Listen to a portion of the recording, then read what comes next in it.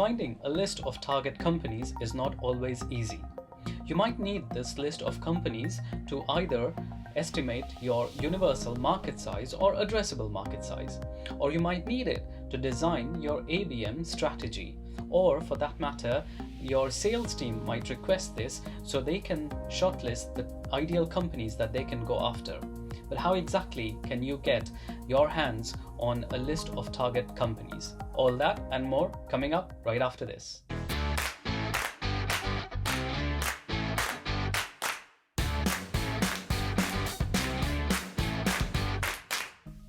Today we are going to look at 5 ways in which you can get your hands onto a list of companies that you can use in a variety of ways, whether it's corporate strategy, sales, marketing, or various contexts that you might need this list in.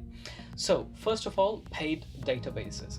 Now there are various paid databases available out there, like Dun & Bradstreet, which used to be called Hoover's, or there is the Mint Global, or LexisNexis, or Capital, S&P Capital, IQ, and there are various others which have an absolutely huge database of companies that you can access in any given industry, in any given geography. What's so great about them? Number one, they are very, very comprehensive. As I said, in pretty much any part of the world, if you want to find a list of companies available in any given sector, you should be able to do that. They are readily available and they offer a variety of filters that you can apply.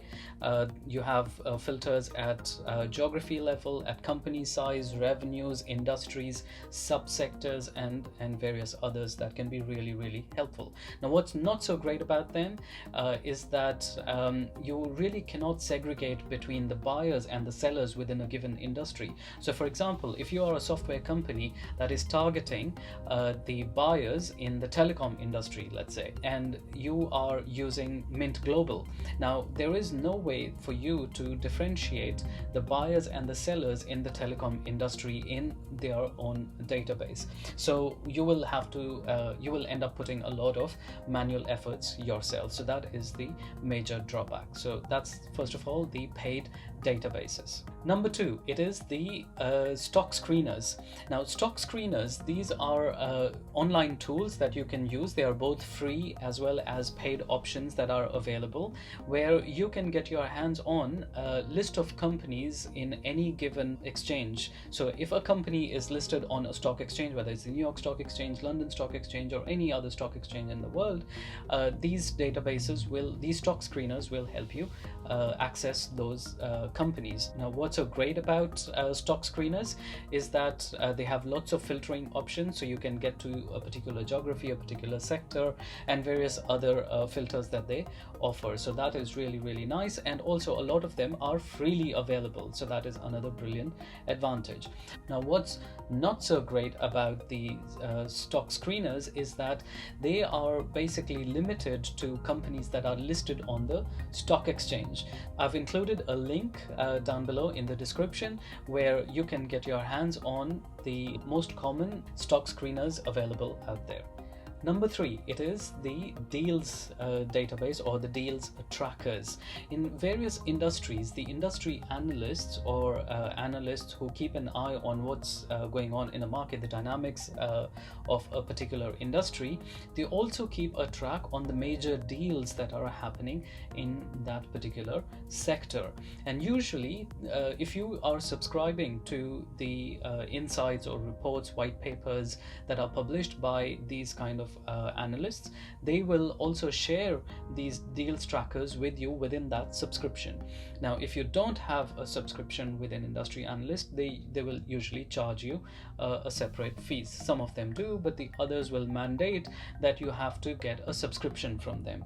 Now what's so great about the deals tracker is that you will get a very, very good sense of your target audience, because information that is included in these deals trackers will bring you very, very close to your target audience and the target list of companies that you are looking for.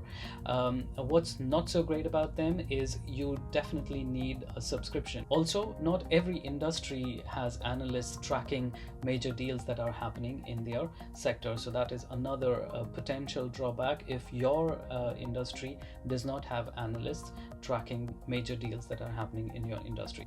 Moving on, source number 4, it is the event organizers or publishers.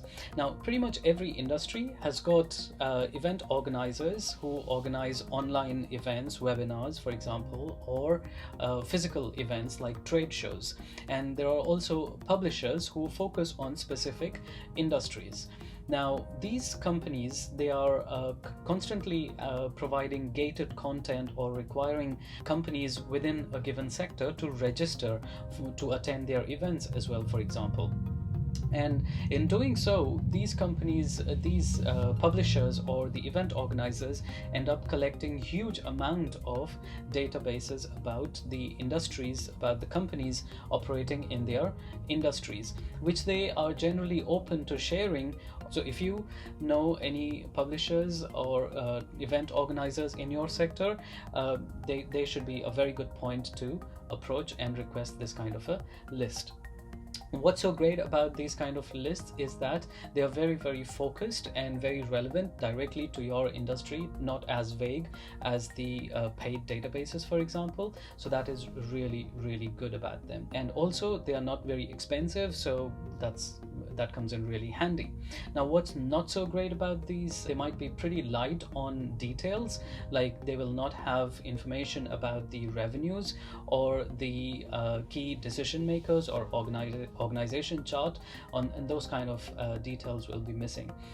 So yeah, you might have to reach out to other sources to complement and fill these gaps. And finally, number 5, it is the industry associations or forums, and by far this is my favorite source. Now, pretty much every industry has got companies registering or becoming voluntary members, either for free or by paying a fees, and they do so that they can come together to solve industry challenges and opportunities and put forward a joint face in front of, whether it's for lobbying purposes or bringing about changes, for example. These associations or these forums usually list the members on their website, which you should be able to access for free on their website.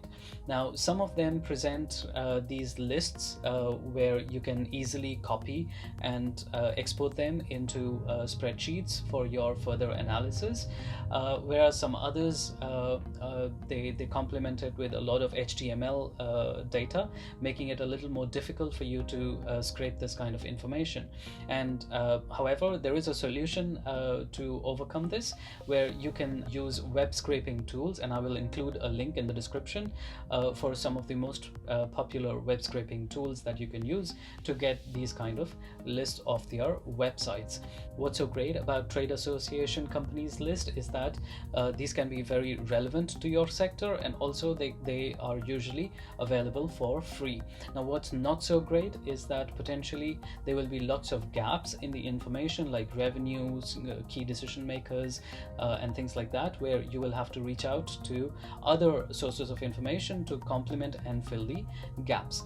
So there we have it, 5 resources that you can tap into to get your hands on the list of companies that you can potentially target for strategy, sales, or marketing purposes. Please do like, subscribe, and share so we can continue bringing you more educational content like this for B2B marketing. And if your business needs help developing or implementing your market or marketing strategy, then yeah, please feel free to contact us at mohammed.shah@dabu.co.uk. So until next time, goodbye.